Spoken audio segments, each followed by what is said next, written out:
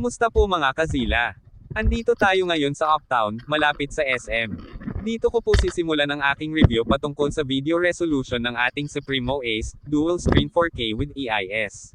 Sana makatulong to sa lahat ng nagbabalak na bumili ng affordable action camera na available sa market. First video po natin ay sa araw, at next po nito ay sa gabi.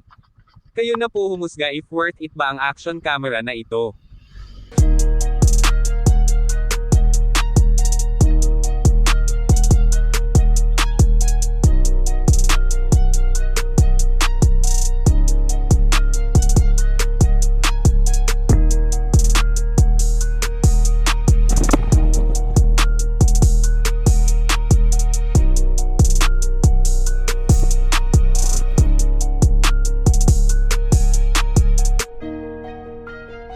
Voice over lang muna ginamit natin, kasi wala pa akong external mic. Ang lakas kasi ng wind noise pag nagpapatakbo tayo ng mabilis. Meron lang ako kukunin sa barangay Mambuaya ngayon, kaya sinabay ko na lang ang pagkuha ng sample video para naman meron kayo reference. Isang resolution setting lang pala gamit ko. Yung common na gamit ng iba.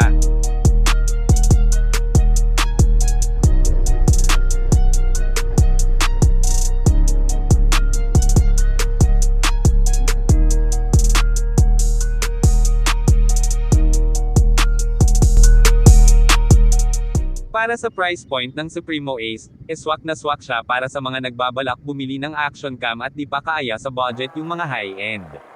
Legit po talaga ang EIS nito. Ang stable ng kuha. Samahan mo pa ng dual screen display. San ka pa?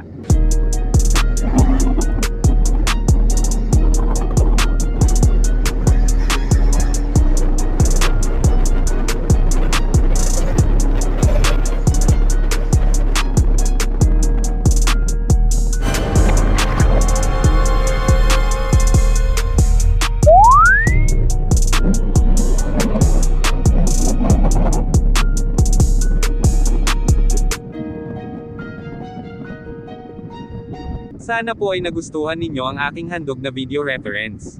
Paunti-unti ay ating i-review ang ating Supremo Ace action camera.